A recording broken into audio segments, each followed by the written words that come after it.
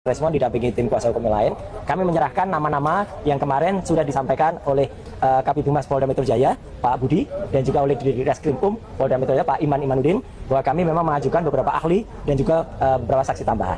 Ahli yang kami sampaikan, semacam tadi yang sudah ada pada press conference, adalah ahli di mana yang benar-benar mengerti tentang ITE, ya gitu. Kemudian ahli yang juga mengerti tentang perdata tadi yang ditanyakan, kemudian ahli soal pidana, dan juga ahli bahasa. Gunanya apa? Supaya terjadi balance, supaya terjadi keseimbangan. Jadi polisi jangan hanya percaya kepada ahli yang konon mengaku ahli ITE, tapi ternyata dia tidak tahu atau bahkan hanya membaca, menginterpretasikan sendiri pasalnya. Makanya dia bisa menyampaikan pasal 32, 35. Padahal dia yang ngerti pasal itu gunanya untuk apa.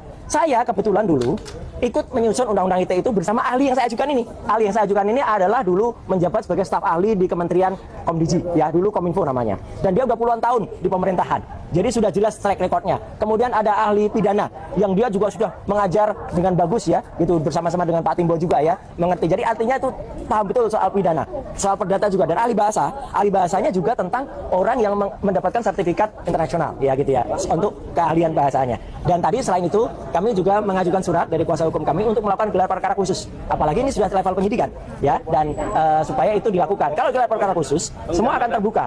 Apa-apa buktinya, kemudian itu digelar terbuka, tidak seperti gelar perkara yang dulu nggak ada sama sekali barang buktinya. Dan kemudian kabar yang paling menarik adalah kami tadi mendapatkan langsung genggaman tangan yang sangat baik dari penyidik. Pak Roy, sampai jumpa sekali saja minggu depan. Jadi sudah nggak 2 kali lagi, gitu loh. Itu peningkatan yang sangat bagus ya, gitu. Jadi nggak perlu Senin Kamis, tapi cukup Kamis saya datang lagi di Polda Metro Jaya. Saya kira itu kemajuannya.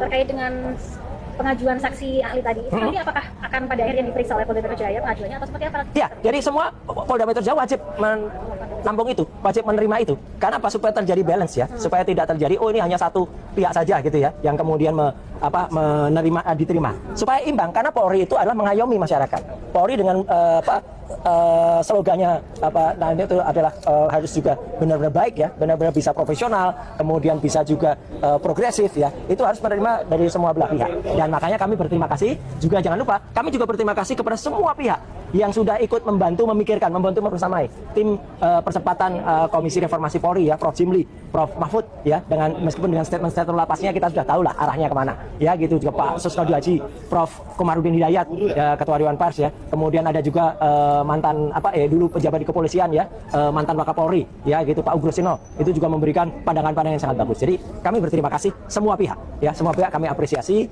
terutama juga media yang sudah ikut membersama ini. Dan kepada semua masyarakat ya saya pesan, kalau Anda tahu ya, jangan Anda diam saja ya, jangan pura-pura tidak tahu apa-apa ya. Pura-pura tidak tahu apa-apa itu ini, nah ini namanya pura-pura tidak tahu apa-apa alias fufu-fafa. Itu dokter pertanyaan? Oke, baru bikin Pak. Ini penting ya, disclaimer saya. Kaos-kaos ini tidak pernah saya bikin sendiri, tidak pernah saya produksi. Ini semua kiriman dari masyarakat, demi Allah ya. Ini